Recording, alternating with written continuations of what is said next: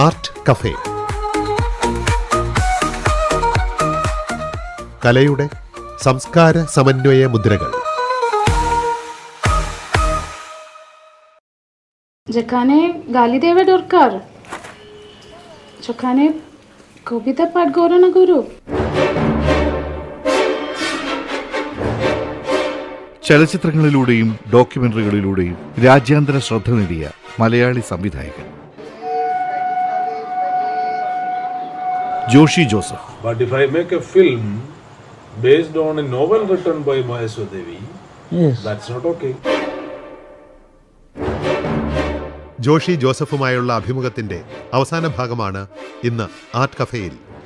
താങ്കൾ ചെയ്തത് കൂടുതലും മറ്റ് സംസ്ഥാനങ്ങളിൽ നിന്നുകൊണ്ടാണ്. അപ്പോൾ കേരളത്തെ പശ്ചാത്തലമാക്കി ഒരുപാട് വർക്കുകൾ താങ്കൾ ചെയ്തിട്ടുണ്ടോ? കേരളത്തിൽ ഞാൻ പണ്ടൊരു വർക്ക് ചെയ്തിട്ടുണ്ട്. അത് ഈ സാരംഗ് എന്ന് പറയുന്ന ഒരു അട്ടപ്പാടിയിലുള്ള പ്രകൃതി വിദ്യാലയത്തെക്കുറിച്ച് ഒരു സിനിമ ചെയ്തിട്ടുണ്ട്. ഞാനിപ്പോൾ ഒരു സിനിമ ഷൂട്ട് ചെയ്തു ഇവിടെ. വൺ ഡേ സീരീസിന്റെ ഒരു തുടർച്ച പോലെയായി ഒരു അതിജീവിതയായ ഒരു കന്യാസ്ത്രീ. അവരുടെ മുഖം ഇതുവരെ പുറത്ത് കാണിച്ചിട്ടില്ല. പുറത്ത് കാണിക്കാൻ വയ്യല്ലോ, ഒരു സർവൈവർ സിനിമ കാണിച്ചു കൊടുക്കുന്നതാണല്ലോ. അപ്പോൾ അവരെനിക്ക് അറിയാം, 4-5 വർഷമായിട്ട് അറിയാം. വളരെ സെൻസേഷണൽ ആയിട്ടുള്ള ഒരു സ്റ്റോറിയിൽ പെട്ട ഒരു ഇതാണ്. ഫൈനലി അവരുടെ മുഖം കാണിച്ച് നമ്മളോട് സംസാരിക്കാൻ തയ്യാറായി. അപ്പം ഞാൻ അവരെ സംസാരിപ്പിച്ചിട്ട് കാര്യമില്ല. അപ്പോൾ അവരുടെ ഈ ഹാങ്മാൻസ് ലൈഫിൽ ചെയ്ത പോലെ തന്നെ നമ്മൾ ഒരു ദിവസം ഈ മഠത്തിൽ പോയി അവരോടൊപ്പം സ്പെൻഡ് ചെയ്ത് അവർ ചെയ്യുന്ന കാര്യങ്ങളെല്ലാം റെക്കോർഡ് ചെയ്ത് അവസാനത്തെ 24ാമത്തെ മണിക്കൂറിൽ ഞാൻ അവരോടൊപ്പം ഒരു 3 മിനിറ്റ് സംസാരിച്ചു. ഞാൻ കേരളത്തിൽ ചെയ്തിട്ടില്ലാത്ത, ഇപ്പോൾ നമ്മൾ ചെയ്ത് കഴിഞ്ഞ ഒരു സീരിയസ് ആയിട്ടുള്ള സംഗതിയാണ്. അത് 2-3 മാസത്തിനകം അതിന്റെ ഒരു ഫൈനൽ ഔട്ട്പുട്ട് വരുമ്പോൾ അറിയാം അത് സീരിയസ് ആണോ. ഏതായാലും ഞാൻ ഐ എം വെരി ഹാപ്പി. ഈ കിണർ കുഴിക്കുന്ന സമയത്ത് അതിന് ഞങ്ങളുടെ അവിടെയൊക്കെ നോട്ടക്കാരെന്നാണ് പറയുന്നത്. അവരിങ്ങനെ ഒരു കട്ടയുമായിട്ട് ഇങ്ങനെ നടന്നിട്ട് എവിടെയാണ് വെള്ളം ഉള്ളതെന്ന് അവർക്ക് പറയാൻ പറ്റും. അപ്പൊ അങ്ങനെ ഒരു സിദ്ധി നമ്മൾക്കുണ്ടെങ്കിൽ, അനുഭവത്തിലൂടെ കിട്ടുന്നൊരു സാധനമാണ് ഉണ്ടെങ്കിൽ ആണ് നമ്മൾ എന്താണ് ഒരു ഡോക്യുമെന്ററിയുടെ വിഷയം എന്ന് നമുക്ക് വീണ് കിട്ടുന്ന അവിടെയാണ്. അല്ലെങ്കിൽ സാധാരണ നമ്മൾ ഈ ഡോക്യുമെന്ററി ഉണ്ടാക്കാൻ ഏറ്റവും എളുപ്പം എന്താണെന്നറിയോ, നിങ്ങൾക്കൊന്നും ക്രിയേറ്റ് ചെയ്യേണ്ട കാര്യമില്ല. ഓൾറെഡി എക്സിസ്റ്റ് ചെയ്യുന്ന ഒരു സംഗതിയെ നിങ്ങൾ റെക്കോർഡ് ചെയ്യുന്നു. അപ്പോൾ അത് വളരെ എളുപ്പമാണ്. അതുകൊണ്ടാണ് ഈ ഡോക്യുമെന്ററികളെല്ലാം ബോറായിട്ടിരിക്കുന്നത്. കാരണം ഒരു 2 മിനിറ്റ് 3 മിനിറ്റ് 4 മിനിറ്റ് കഴിയുമ്പോൾ കണ്ടുകൊണ്ടിരിക്കുന്ന ആളുകൾ ഇത് കഥ പറയുന്നതാണോ അല്ലെങ്കിൽ ശരിക്കും സംഭവിക്കുന്നതാണോ എന്ന് അവർ they are not conscious at all. അപ്പം നിങ്ങൾ ഈ സ്റ്റോറി ടെക്നിക്കിന്റെ എല്ലാ സ്കില്ലും ഇല്ലെങ്കിൽ നിങ്ങൾ എടുക്കുന്ന ഡോക്യുമെന്ററികളെല്ലാം ബോറായിരിക്കും. അപ്പോൾ ഡോക്യുമെന്ററിക്കാണ് ഏറ്റവും എടുക്കാൻ എളുപ്പമുള്ള സാധനം ഡോക്യുമെന്ററിയാണ്. അതിനെ വളരെ ഒരു കഥാചിത്രം പോലെ അതിന്റെ സത്യത്തിൽ വെള്ളം ചേർക്കാതെ അതിനെ ഒരു സ്റ്റോറി ടെല്ലിംഗ് നറേറ്റീവാക്കി മാറ്റുന്നതാണ് ഏറ്റവും ഡിഫിക്കൽട്ടായുള്ള കാര്യം. കാരണം ഒരു കഥാചിത്രത്തിന് സംവിധായകനാണ് ദൈവം. നമ്മൾ ഈ ചെയ്യുന്ന ഡോക്യുമെന്ററിയൊക്കെ പോലുള്ള ദൈവമാണ് സംവിധായകൻ, നമ്മളല്ല.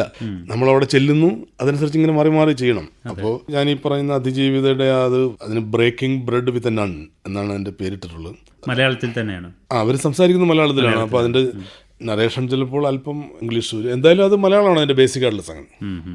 ഇപ്പോൾ താങ്കൾ ചെയ്ത വർക്കുകളെ കുറിച്ചുള്ള ഈ ഒരു കാര്യം പറഞ്ഞല്ലോ. അപ്പോൾ അതിന്റെ ഒരു ചലച്ചിത്ര ഭാഷ, ഒരു ഡോക്യുമെന്ററി ആയിരിക്കെ തന്നെ അതെങ്ങനെയാണ് കുറച്ചുകൂടി ആകർഷകമാക്കേണ്ടത് എന്നുള്ളതിനെ കുറിച്ചൊക്കെ പറഞ്ഞു. 40-ലേറെ വർഷക്കാലമായിട്ട് ഇത് ചെയ്തുകൊണ്ടിരിക്കുന്ന ഒരു വ്യക്തി എന്നുള്ള രീതിയിൽ തുടക്കത്തിലൊക്കെ ഒരു പക്ഷേ താങ്കളെ ഏറ്റവും സ്വാധീനിച്ച മാസ്റ്റേഴ്സ് ഉണ്ടാകാം, അല്ലെങ്കിൽ താങ്കളെ ഏറ്റവും കൂടുതൽ അടുത്തിടപഴകിയ ആളുകളുടെ സ്വാധീനം കൂടി അതിൽ വന്നിട്ടുണ്ടാകാം. അപ്പോൾ അത്തരത്തിലുള്ള ആളുകളെ താങ്കൾക്ക് ഓർത്തെടുക്കാൻ കഴിയുന്നുണ്ടോ? ജോർഗൻ ലെത്ത് എന്ന് പറയുന്ന ഒരു ഹോളണ്ട് മാസ്റ്റർ, അദ്ദേഹത്തെ എനിക്ക് 26 വയസ്സുള്ളപ്പോഴാണ് കാണുന്നത്. ഫിലിം ജ്യൂസിൻ്റെ ഭാഗമായിരുന്നാൽ എനിക്ക് ഏറ്റവും ഗുണപ്പെട്ടത്, ഞങ്ങൾ മുംബൈ ഇൻ്റർനാഷണൽ ഫിലിം ഫെസ്റ്റിവൽ എന്ന് പറയുന്ന എല്ലാ 2 വർഷവും കൂടുമ്പോഴുള്ള ഒരു അന്താരാഷ്ട്ര competitive international documentary short fiction animation festival നടത്തിയിരുന്നു. തുടക്കം മുതൽ ഞാൻ അതിൻ്റെ ഭാഗമായിരുന്നുകൊണ്ട് നമ്മൾ ഈ അന്ന് ഇപ്പോൾ യൂട്യൂബും ഇല്ല, നമുക്ക് ഒന്നും കാണാൻ വേറൊരു മാർഗ്ഗവും ഇല്ലായിരുന്നു. ഫിലിം ഇൻസ്റ്റിറ്റ്യൂട്ടിലുള്ള ക്ലാസിക് ഡോക്യുമെൻ്ററീസ് അല്ലാതെ ആർക്കൈവ്സിലുള്ള അല്ലാതെ പറഞ്ഞ് കാണാൻ പറ്റുമായിരുന്നില്ല. അപ്പോൾ ഇവർ ഈ മാസ്റ്റേഴ്സ് അവരുടെ റിട്രോസ്പെക്റ്റീവുമായിട്ട് അവരുടെ 35mm പ്രിന്റുമായി ബോംബെയിൽ വന്നപ്പോൾ അവരുമായി നടത്തിയ ഇൻ്ററാക്ഷൻ എന്നെ വല്ലാതെ സ്വാധീനിച്ചിട്ടുണ്ടെന്ന് ഈ ഇടയ്ക്ക്, ഇദ്ദേഹം ഇപ്പോൾ ഒരു 15 ദിവസം മുമ്പാണ് മരിച്ചത്, ജോർഗൻ ലെത്ത്. ബോംബെക്കകത്ത് യാത്രകളും ചർച്ചകളും ഒക്കെ നടത്തി അദ്ദേഹത്തിൻ്റെ സിനിമകൾ കണ്ട് ഇപ്പോൾ നോക്കുമ്പോൾ ഇദ്ദേഹത്തിൻ്റെ ഒരു സീക്വൻസിൽ അദ്ദേഹം അന്ന് പറഞ്ഞവ എന്നെ ഭയങ്കരമായി അമ്യൂസ് ചെയ്ത്, ഒരാൾ മാത്രം ബ്ലാക്ക് ആൻഡ് വൈറ്റ്, എന്നിട്ട് അതിൻ്റെ കമൻറ്റ് പറയുന്നത് ലുക്ക് അറ്റ് ഹിം, അയാളെ നോക്കൂ, 2 minute look at him now, അയാളിപ്പോൾ നോക്കും, കുറേ കഴിഞ്ഞിട്ട് ലുക്ക് അറ്റ് ഹിം നൗ, അതിൻ്റെ ടോൺ മാത്രമേ മാറുന്നുള്ളൂ. അപ്പം അന്ന് എന്നെ ഭയങ്കരമായ ഒരു വീക്കെൻഡ് ഒരു സാധനം പോലെ തോന്നി എനിക്ക്. അപ്പോൾ അത് കഴിഞ്ഞ് ഞാൻ ചെയ്ത ഒരു സിനിമയുടെ ഒരാളെ അല്ല, ഒരു കമൻട്രിയിൽ look at this photo now. അപ്പോൾ അത് കഴിഞ്ഞൊരു പഴയ black and white, look at it now, എന്നൊക്കെ പറഞ്ഞ്. അപ്പോൾ ഈ ജോഗനിലെത്ത് അദ്ദേഹം ബേസിക്കലി ഒരു കവിയായിരുന്നു. ജോഗനിലെത്ത് എങ്ങനെയാണോ നമ്മൾ ഈ മണ്ടൈൻ ആയിട്ടുള്ള നമ്മൾ ദൈനംദിനത്തിൽ ഒരു പ്രത്യേക നാടകീയത ഇല്ലാത്ത ഒരു സംഗതിയിൽ എങ്ങനെയാണോ ഒരു നാടകീയതയുടെ ഗ്രാഫ് ഉണ്ടാക്കുന്നത്, എൻ്റെ ഒരു മാസ്റ്ററായിരുന്നു. അപ്പോൾ ഇദ്ദേഹം 2 ആഴ്ച മുമ്പ് മരിച്ചപ്പോഴാണ് വീണ്ടും ഇതെല്ലാം ഓർത്തത്. അല്ലെങ്കിൽ ഞാനത് ഓർക്കുക പോലും ഇല്ലായിരുന്നു. എടാ ഇത് ഇദ്ദേഹം മരിച്ചപ്പോഴാണ് ഞാൻ അന്ന് കണ്ട ഒരു സിനിമ ഇദ്ദേഹമായിട്ട് സംസാരിച്ചു. അപ്പോൾ നമ്മളിങ്ങനെ ബോധാബോധങ്ങളുടെ ഇടയിൽ പ്രത്യേകിച്ച് ഈ ജോഗനിലത്തിൻ്റെ ഒരു സംഗതി എവിടെയോ അതിൻ്റെ ഒരു സ്വാധീനം കിടപ്പുണ്ട് എന്ന് ഞാനിപ്പോൾ മനസ്സിലാക്കുന്നു. അതെ, താങ്കളുടെ ഡോക്യുമെന്ററികളോടൊപ്പം തന്നെ താങ്കൾ പുസ്തകങ്ങൾ കൂടി എഴുതിയിട്ടുള്ള ഒരു എഴുത്തുകാരനാണ്. എഴുത്ത് ജീവിതത്തെ കുറിച്ചൊന്ന് പറയാമോ? എഴുത്തിൽ അതിന് ആകാശവാണിക്ക് ഒരു പങ്കുണ്ട്. കാരണം ആകാശവാണിയിലാണ് ഞാൻ ആദ്യമായിട്ട് പണ്ട് ഒരു ഇന്റർവ്യൂ കൊടുത്തപ്പോൾ അത് കേട്ടിട്ട് മാതൃഭൂമിയുടെ പത്രാധിപരായിരുന്ന ഒരാളെന്നെ വിളിക്കുകയും എഴുതിത്തരാമോ എന്ന് ചോദിക്കുകയും, അപ്പോൾ ഞാൻ ആകാശവാണിയിൽ കൊടുത്ത ഒരു ഇന്റർവ്യൂവിൻ്റെ ടെക്സ്റ്റാണ് അവർ മടങ്ങിയെത്തുമ്പോൾ എന്ന് പറഞ്ഞ് മാതൃഭൂമിയിൽ പബ്ലിഷ് ചെയ്യുന്ന ആദ്യത്തെ. അത് ഞാൻ എഴുതിയ ടെക്സ്റ്റ് അല്ല, അതിൽ നിന്നൊരു ടെക്സ്റ്റ് ഉണ്ടാക്കി. അപ്പോൾ അത് കഴിഞ്ഞ് ഞാൻ എഴുതാൻ തുടങ്ങി. അപ്പോൾ ഞാൻ അന്ന് വെച്ച ഒരു ഉപാധി, നമ്മൾ മാതൃഭൂമിക്ക് വേണ്ടി എഴുതുമ്പോൾ എല്ലാ സാഹിത്യകാരന്മാരും എഴുത്തുകാരും എന്ന് ഞാൻ പറയുന്നില്ല, പൊതുവിൽ നമ്മൾ അതിനെ ഒരു മാതൃഭൂമിയൻ ലാംഗ്വേജ് ആക്കാനായിട്ടുള്ളൊരു ശ്രമം നടക്കുകയും ആളുകൾ ഇതിനകത്ത് ഹൈലൈറ്റ് ചെയ്യുന്ന ഭാഗങ്ങൾ മാത്രം വായിക്കുകയും 10-15 പേജൊക്കെ നിങ്ങൾ അടിക്കുന്നുണ്ടെങ്കിലും ആൾ വായിക്കുന്നതിൻ്റെ ഹൈലൈറ്റ് മാത്രമാണ്. കാരണം ബേസിക്കലി അൺറീഡബിൾ ആണ്. ഈ അൺറീഡബിൾ ആയിട്ടുള്ള ഒരു സംഗതിയെ നമ്മൾ എങ്ങനെ റീഡബിൾ ആക്കാം എന്ന് അന്ന് എഴുതി തുടങ്ങുമ്പോൾ ഞാൻ പത്രാധിപരോട് ചോദിക്കുകയും, ഞാൻ എഴുതുന്നതിനകത്ത് നിങ്ങൾ എന്തെങ്കിലും മാറ്റം വരുത്തുന്നു, മാതൃഭൂമിയൻ ശൈലിയിൽ വരുന്നില്ല എങ്കിൽ റിജക്റ്റ് ചെയ്യാം, പക്ഷെ അതിൽ നിങ്ങൾ അതിനെ മാതൃഭൂമിയൻ ശൈലിയിലാക്കരുത്. മാതൃഭൂമിയൻ ശൈലി മോശമാണെന്നല്ല. അപ്പോൾ അത് സമ്മതിക്കുകയും തുടർന്ന് കൽക്കത്തയിൽ നിന്ന് ഞാൻ എഴുതുമ്പോൾ കൽക്കത്തയുടെ കൾച്ചർ, സാഹിത്യവും ബംഗാളിൽ നിന്നുള്ള വാർത്തകൾ എപ്പോഴും കാതോർത്തുകൊണ്ടിരിക്കുന്നതാണല്ലോ മലയാളികൾ. അപ്പോൾ അങ്ങനെ ഒരു ന്യൂസ് വാല്യൂ അല്ലെങ്കിൽ തന്നെ ഉണ്ട്. കല, സംസ്കാരം, രാഷ്ട്രീയം, സിനിമ, സാഹിത്യം, ഇതെല്ലാം കൂടി ഒരു കോക്ടെയിൽ ആയിട്ടാണ് ഞാൻ എഴുതിക്കൊണ്ടിരുന്നത്. അപ്പം അന്ന് മാതൃഭൂമിയെ പബ്ലിഷ് ചെയ്തൊരു പുസ്തകം കൊൽക്കത്ത കോക്ടെയിൽ എന്നാണ് എൻ്റെ പേര്. അങ്ങനെയാണ് അതിൻ്റെ ഒരു എഴുത്ത് തുടങ്ങുന്നത്. എഴുത്ത് തുടങ്ങിക്കഴിഞ്ഞപ്പോൾ എനിക്കൊരു കാര്യം മനസ്സിലായത്, ഈ നമുക്ക് ആകെ ഒരേ ഒരു മോഡേൺ ആർട്ട് എന്ന് പറയുന്ന സിനിമയാണ്. ബാക്കി സാഹിത്യമൊക്കെ എത്രയോ 1000 വർഷങ്ങളുടെ പഴക്കമുണ്ട്. ഈ സിനിമ എന്ന് പറയുന്നത് 100 കൊല്ലം മാത്രം വയസ്സുള്ള ഒരു മാധ്യമമാണ്. അപ്പോൾ ഒരു മനുഷ്യന്റെ ഒരു സിവിലൈസേഷണൽ ഹിസ്റ്ററി എടുത്തു നോക്കിയാൽ ഏറ്റവും മോഡേൺ എന്ന് പറയുന്ന സിനിമയാണ്. അതുവരെ നിലനിന്നിട്ടുള്ള എല്ലാ കലയിൽ നിന്നും അത് ഉൾക്കൊണ്ടിട്ടുണ്ട്, സാഹിത്യത്തിൽ നടക്കം. പക്ഷെ എന്തുകൊണ്ടോ സാഹിത്യകൃതികൾ സിനിമയാക്കുമ്പോൾ ഇതിനെന്തോ ഒരു വലിയ മേന്മ വരുന്നു എന്ന മട്ടിൽ ഒരു പ്രതീതി നിലനിന്ന് പോരുന്നത്. തുടക്കത്തിൽ അതിനെ ഞാൻ മോശമെന്ന് പറയില്ല, പക്ഷെ ഇപ്പോൾ സാഹിത്യവും സിനിമയുമായിട്ട് ഡൈവോഴ്സ് ചെയ്യേണ്ട സമയം കഴിഞ്ഞു. സാഹിത്യത്തിൽ നിന്നേക്കാൾ അപ്പുറം ഈ സോഷ്യൽ മീഡിയയിൽ ഉള്ള ഈ റീലുകൾ ഉണ്ടാക്കുന്ന പിള്ളേരുണ്ടല്ലോ, അതെല്ലാം ഇപ്പം ഞാൻ ഈയിടെ കണ്ട ഹൃദയപൂർവ്വം എന്ന് പറയുന്ന സിനിമയിൽ അവർ ഈ നറേറ്റീവിൻ്റെ ഭാഗമായിട്ട് ഇൻ്റഗ്രേറ്റ് ചെയ്തിട്ടുണ്ട്. മോഹൻലാൽ എന്ന് പറയുന്ന മഹാനടൻ്റെ, അദ്ദേഹത്തിൻ്റെയും സത്യനന്ദിക്കാടിൻ്റെയും ഒരു 2.0 ആണ് ഹൃദയപൂർവ്വം. അതിൽ ചില പാട്ടും ഇടിയൊക്കെ മാറ്റി റീഎഡിറ്റ് ചെയ്തിട്ടുണ്ടെങ്കിൽ അതിനകത്ത് നിന്ന് ഒരു ഫെസ്റ്റിവൽ വെർഷൻ പോലും ഉണ്ടാക്കാവുന്നതാണ്. അപ്പോൾ അതിൽ ഈ സോഷ്യൽ മീഡിയ നറേറ്റീവ് ടൂളായി ഉപയോഗിച്ചിട്ടുണ്ട്. സോഷ്യൽ മീഡിയയിൽ വരുന്ന യൂട്യൂബ് വീഡിയോ ചെയ്യാൻ പറ്റുന്ന പിള്ളേരൊക്കെ കൊണ്ട്. അപ്പോൾ എഴുത്ത് എന്ന് പറയുന്നത് സിനിമയ്ക്ക് സാധിക്കാത്ത ഇടങ്ങളിലേക്ക് കടന്നു പോകാൻ പറ്റുന്ന ഒരു സംഗതിയാണ് എന്ന് എഴുതിയപ്പോൾ എനിക്ക് മനസ്സിലായി. സിനിമയ്ക്ക് മാത്രം സാധിക്കുന്ന, ഇപ്പം ഞാനീ പറയുന്ന ഈ 1 ഡേ സീരീസ് എന്ന് പറയുന്നത് അത് സാഹിത്യത്തിന് പറ്റൂല. അപ്പോൾ അത് വെറും റിപ്പോർട്ടിംഗ് ആയി പോകും. കാരണം സാഹിത്യത്തിന് സാധിക്കാത്ത ഒരു കാര്യം നിശബ്ദതകളെ പിടിച്ചെടുക്കാൻ കഴിയും. വിഷ്വൽസിനോടൊപ്പം നിങ്ങൾക്ക് ഒന്നും പറയേണ്ട കാര്യമില്ല. അതേസമയം ശബ്ദം കൊണ്ട് നിങ്ങൾക്ക് പല കാര്യങ്ങളും പറയുകയും ചെയ്യാം. അപ്പോൾ ഈ സ്പോക്കൺ വേർഡ്സ് അല്ല, പണ്ട് ആകാശവാണിയിലേക്ക് ഉണ്ടായിരുന്നില്ല സിനിമയുടെ ശബ്ദരേഖ, ചലച്ചിത്ര ശബ്ദരേഖ എന്ന് പറഞ്ഞാൽ ഉടൻ തന്നെ നമ്മൾ ആ ഡയലോഗാണ്.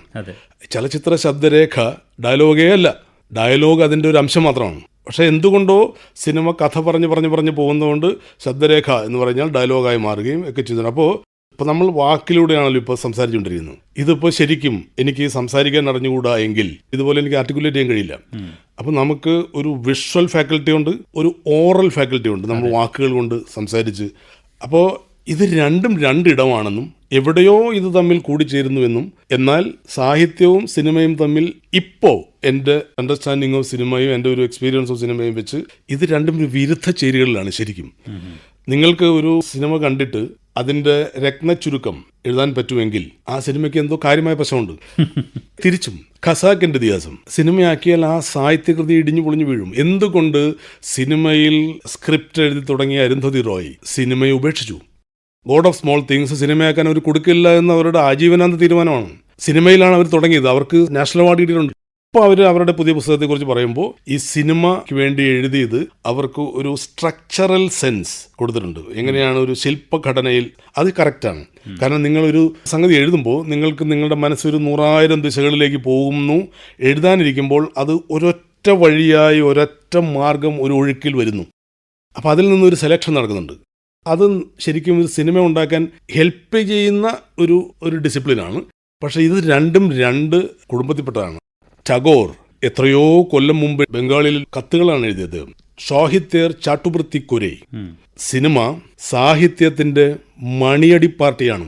സാഹിത്യത്തിന്റെ മണിയടിച്ച് നടക്കുകയല്ല സിനിമയുടെ പണി.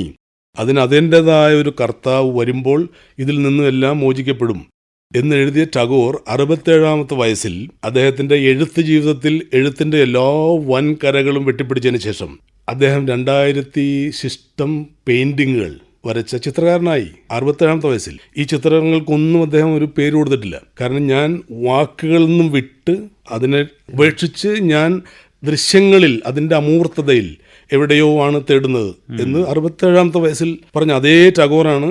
അദ്ദേഹം ഐസൻസ്റ്റൈനോടൊപ്പം ഇരുന്ന് ബാറ്റിൽ ഷിപ്പ് പൊട്ടങ്കിൻ കണ്ടിട്ടുണ്ട്. ഇദ്ദേഹം ഒരു ചൈൽഡ് എന്ന് പറയുന്നൊരു സ്ക്രിപ്റ്റ് ചെയ്തിട്ടുണ്ട് ഒരു ജർമ്മൻ സ്റ്റുഡിയോയ്ക്ക് വേണ്ടി. അത് ഇതുവരെ സിനിമ കിട്ടില്ല. അത് നമുക്കിപ്പോൾ ശരിക്കും ഫ്രീ ആണ്, കോപ്പിറൈറ്റ് ഇല്ല. ഇതൊക്കെ ഞാനിങ്ങനെ വായിച്ച് തിരിച്ചു പോകുമ്പോഴാണ് പണ്ട് ഇതുപോലെ ടാഗോർ പറഞ്ഞിട്ടുണ്ട് എന്ന് മനസ്സിലാക്കുന്നത്. അല്ലാതെ ടാഗോർ പറഞ്ഞ് അറിഞ്ഞിട്ട് ഞാനിങ്ങനെ ഒരു രീതിയിലെത്തിയതല്ല.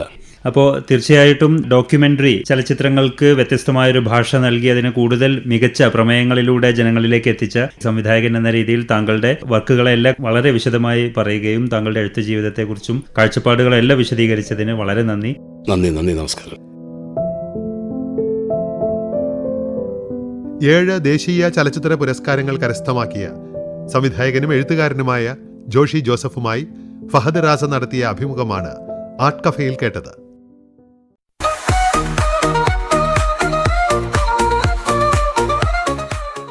ആർട്ട് കഫേ, കലയുടെ സംസ്കാര സമന്വയ മുദ്രകൾ.